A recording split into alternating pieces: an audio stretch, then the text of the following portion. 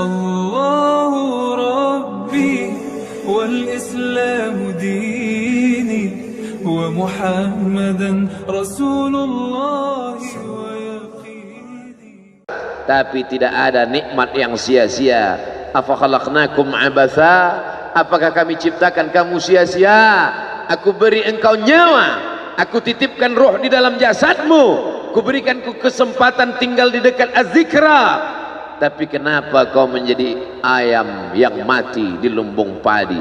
Perutnya mungkin kenyang, tenggorokannya mungkin tenang, matanya mungkin lapang, tidurnya lelap, tapi jiwa kosong hampa. Akibat apa? Akibat tidak diisi dengan zikir, tidak diisi dengan baca Quran, tidak diisi dengan muhasabah, tidak diisi dengan meneteskan air mata, tidak diisi dengan duduk bersama ulama, tidak diisi dengan sholat berjamaah, tidak diisi dengan kajian-kajian. Sesungguhnya setiap kita datang ke dunia ini sudah membawa benih. Tidak ada yang lahir ke dunia ini kosong hampa. Jadi kalau ada bapak-bapak yang diceramahi oleh orang motivator atau siapapun dia, mari isi anak kita dengan Islam, mari isi anak kita dengan iman. Tidak begitu guys. Kita lahir ke dunia ini bukan dalam keadaan kosong. Kita lahir sudah membawa iman. Mana dalilnya? A'udzubillahi minasyaitonirrajim. Wa idh akhadha rabbuka min bani Adam. Ingatlah ketika Allah mengambil persaksian dari seluruh anak cucu keturunan Adam. Wa ashhadahum, Allah mengambil persaksian. Ashhada yushhidu, ashhadahum ala anfusihim. Ketika itu Allah bertanya, alastu bi rabbikum, bukankah aku ini Rabb kamu? Semua kita waktu itu menjawab, bala syahidna, ya engkau adalah Rabb kami ya Allah. Setelah kita diisi, barulah kita masuk ke dalam rahim ibu kita, barulah turun ke bumi, barulah datang kemari.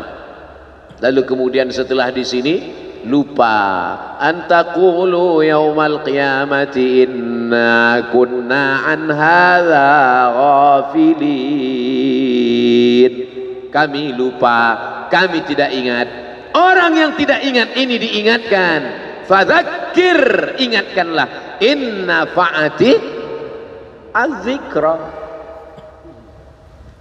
Fadzakir, berilah peringatan. Inna fa'ati az-zikra. Inna fa'ati az-zikra. Az-zikra bermanfaat untuk siapa? Liman yakhsha, bagi orang yang takut bahwa dia nanti akan bangkit dari tanah, bahwa dia akan hidup sekali lagi, bahwa roh dan jasadnya akan dipertemukan lagi. Apa mungkin kita ini akan hidup lagi Pak Ustadz? Ucapanmu sama seperti ucapan Asi bin Wa'il yang membawa tulang kering kerontang yang sudah putih tak ada lagi warna. Lalu dia bertanya, hal yuhyi rabbuka hadzal 'idhama ba'da ma baliya wa ramma. Apakah bisa Tuhanmu menghidupkan tulang ini lagi ya Muhammad? Nabi sallallahu alaihi wasallam diam sampai Jibril datang membawakan jawaban. Qul yuhyiha allazi ansha'aha awwala marrah. Katakan ya Muhammad sallallahu alaihi wasallam kepada Asi bin Wa'il yang tak percaya bahwa tulang itu akan hidup sekali lagi. Yuhyiha allazi ansha'aha awwala marrah. Dia yang menciptakan tulang itu sebelum ada menjadi ada, sekarang setelah ada dibuatnya menjadi tidak ada, akan dikembalikannya lagi menjadi ada. Sedangkan menciptakan yang tidak ada menjadi ada saja dia sanggup, apalagi yang pernah ada dibuatnya menjadi tidak ada, dikembalikannya lagi menjadi ada. Innama amruhu idza arada syai'an ayyaqula lahu kun. Azmuz zanab, ujung tulang ekor sebesar ibu jari, tulang belakang sampai ke bawah, yang lain hancur. Ketika digali makam kuburan, ada yang tulang-tulang hanya tinggal tulang paha saja, ada yang hanya tinggal gigi dan rambut saja, yang lain hancur. Tapi ada satu yang tidak hancur, kata Allah, disampaikan Nabi Muhammad SAW, ujung tulang ekor sebesar ibu jari. Maka dari itulah nanti yang akan ditunjuk, tumbuh sel-sel tulang, tumbuh kulit-kulit, tumbuh darah daging, bangkit menjadi manusia sempurna di hadapan Allah. Masuk surga itu roh dan jasad. Jannatin tajri min tahtihal anhar. Sungai, air sungai dengan gemericiknya masuk kaki ke dalam air sungai, itu adalah jasad. Kulit menyentuh air sungai terasa dinginnya, itu jasad. Zamharira adalah cahaya matahari yang tidak tembus ke bawah. Kenapa cahaya matahari tidak tembus? Karena ada ranting-ranting kayu yang saling terkait satu dengan lain, sehingga kalau duduk di bawah maka cahaya matahari tidak tembus ke bawah. Itu jasad. Maka yang masuk surga itu adalah roh dan jasad menurut Ahlus Sunnah wal Jamaah. Kalau masuk surga cuman roh, saya nggak mau. Mimpi masuk surga.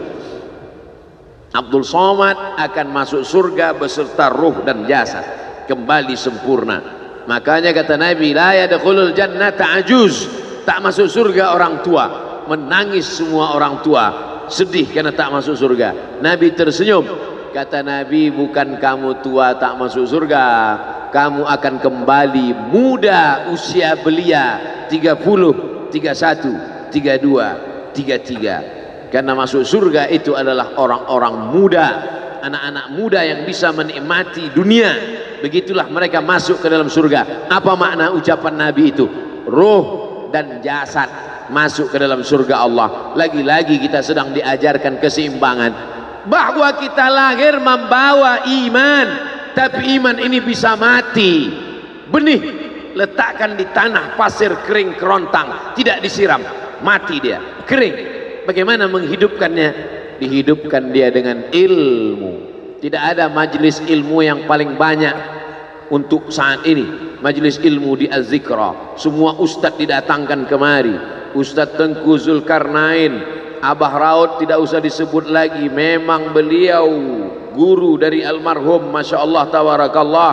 Lalu kemudian para masyaikh, Ustadz Adi Hidayat, Buya Yahya, tak dapat disebutkan satu persatu, Kiai Haji Abdullah Gimnastiar, para alim ulama, alumni Al-Azhar Mesir, alumni dari Yaman, Tarim Hadramaut, Darul Mustafa, Rubat Tarib, berdatangan kemari semua. Majelis ilmu, majelis ilmu. Lagi-lagi ayam mati di lumbung padi. Apa sebenarnya yang terselit dari peribahasa itu? Iman mati karena tidak disirami dengan ilmu. Ilmu.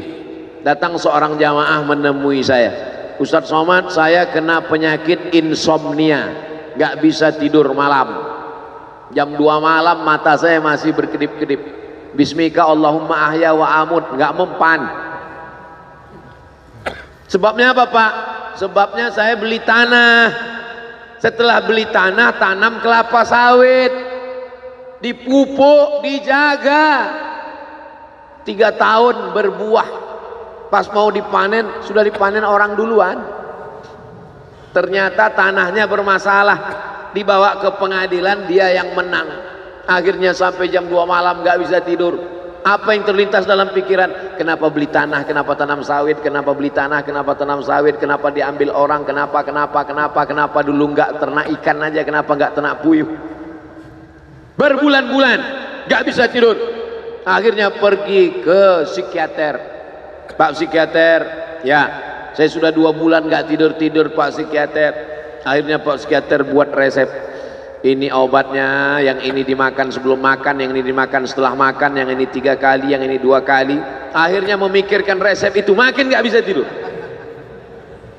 Dimakan, tertidur. Dosisnya habis, terbangun. Kenapa beli tanah, kenapa tanam? Setelah dimakan muncul masalah baru. Terlalu banyak makan obat, terjadi kekacauan tubuh. Akhirnya kena buah pinggang, muncul masalah baru. Sampai akhirnya saya ketemu MP3 Ustadz. Saya dengarkan sebelum tidur malam. Begitu saya dengar, saya itu tidur. Makanya saya tidak marah kalau ada jamaah itu tidur. Itu menunjukkan jiwanya tenang. karena dia tidak kena penyakit insomnia. Orang Amerika, orang Eropa, mobilnya mewah, apartemennya cantik, rumahnya megah, duitnya banyak, dolarnya bejibun, nggak bisa tidur karena masalah hidup dunia. Kita naik angkot kelewatan gang.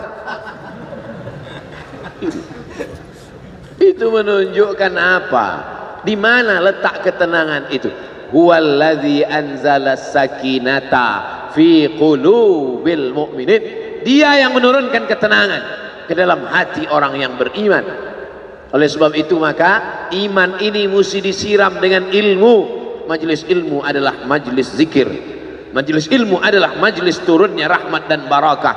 Majtama'a qaumun fi baitin min buyutillah. Sekelompok orang berkumpul di rumah Allah, yatsluna kitab Allah, membaca ayat-ayat Allah, wa yatadarasunahu fima bainahum, mengkaji isinya.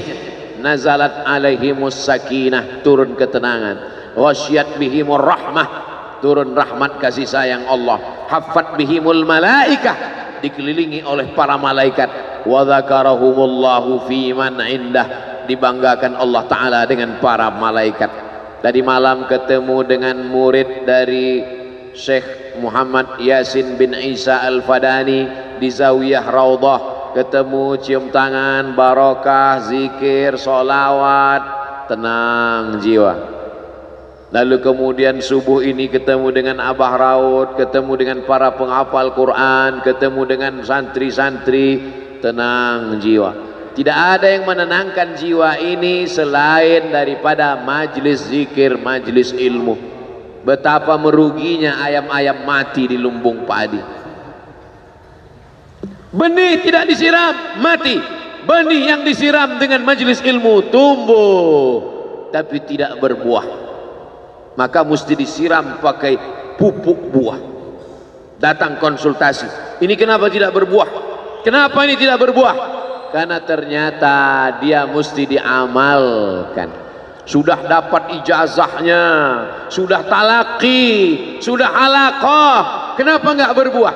Belum diamalkan. Paksa-paksakan diri sebelum tidur malam, wudhu dulu, sholat witir. Paksa-paksakan diri bangun malam, tahajud. Paksa-paksakan diri siang, sholat qabliyah, sholat ba'diyah. Paksa-paksakan diri pagi, sholat duha. Paksa-paksakan diri, sholat subuh berjamaah. Barulah dia berbuah. Kalau dia tidak berbuah, dia hanya sekedar pokok kayu yang hanya membuat sampah saja. Tapi paling tidak tempat orang bernaung di bawah ketika panas. Tapi manfaatnya tidak sesuai, karena yang ditunggu itu buahnya. Masa pohon kayu rindang besar tidak berbuah, sementara semangka yang kecil buahnya besar? Oleh sebab itu maka mesti berbuah. Benih disiram, berbatang, berputih, berbuah. Buahnya ranum, cantik dan indah. Begitu dibelah tak bisa dimakan. Kenapa? Ulat semua isinya. Oleh sebab itu mesti dijaga. Benihnya disiram. Apa yang bisa menjaga ini? Diprotek dia. Kenapa apel tidak dimakan ulat? Bukan karena ulat tidak sanggup beli apel, tapi karena disemprot pestisida. Ulat tahu ini ada pestisidanya, maka dia tidak makan. Kita nggak tahu, dimakan. Ikan asin tidak dikerubungi lalat, tidak ada satupun lalat yang hinggap di ikan asin. Kenapa? Karena lalat tahu ikan asinnya pakai formalin. Manusia nggak tahu. Pintar mana manusia dari lalat? Jangan jawab.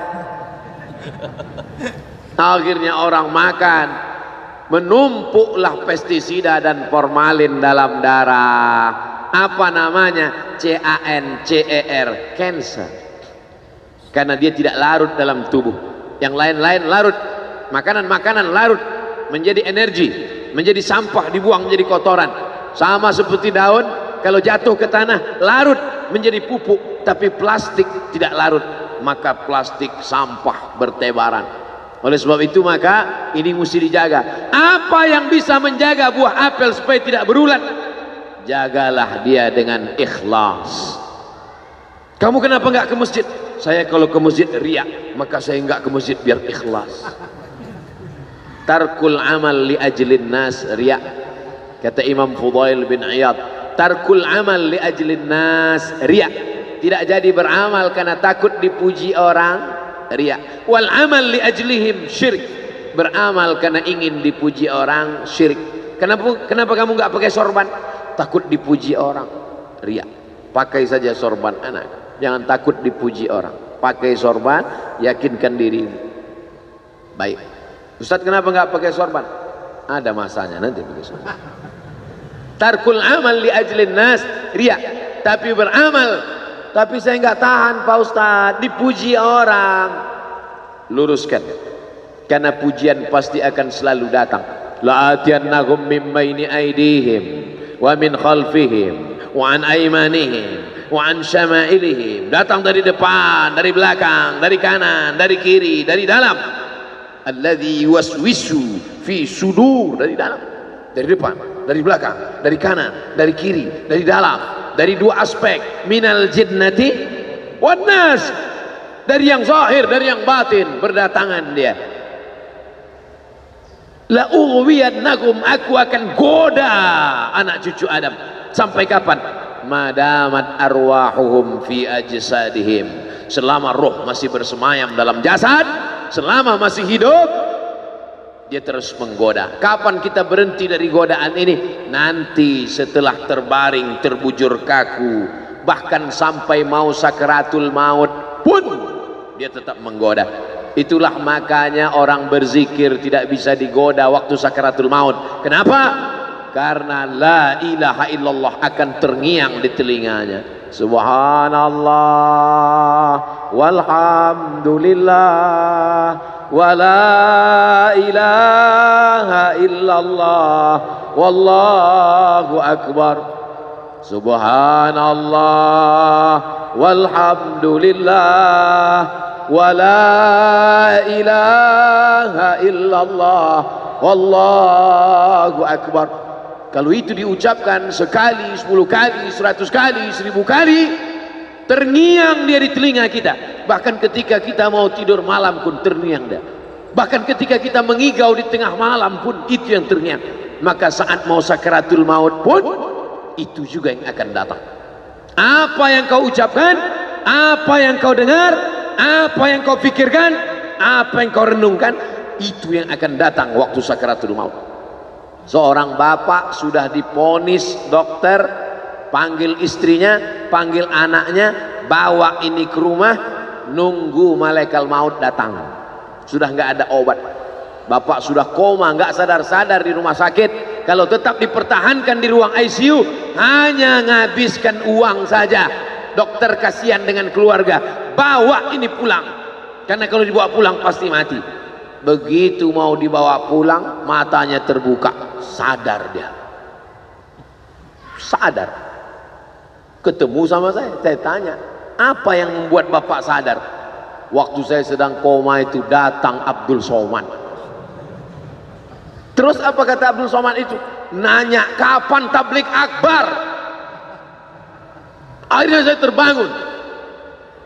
Kapan tablik akbar? Saya terbangun, saya pulang ke rumah, saya kumpulkan panitia buat tablik akbar. Datang. Saya heran, kok bisa saya yang datang waktu itu? Saya mencoba menganalisa, kenapa waktu dia koma itu saya datang. Saya tanya, Bapak kalau di rumah ada nonton YouTube? Ada. YouTube siapa? Abdul Somad. Oh. Dari rumah ke tempat kerja dengar MP3 radio, enggak radio Pak Ustaz, MP3 suara, iya. Suara siapa? Ceramah Abdul Somad. Baru saya connect. Ternyata apa yang sering didengar, apa yang sering ditonton, apa yang sering dipikirkan, itulah yang akan datang ketika kita koma. Hati-hati yang suka sinetron Korea, hati-hati yang suka Bollywood, itu yang akan datang nanti waktu kau koma. Saudaraku yang dimuliakan, saya tidak nakut-nakuti, cerita aja. Tapi yang ketiga, subhanallah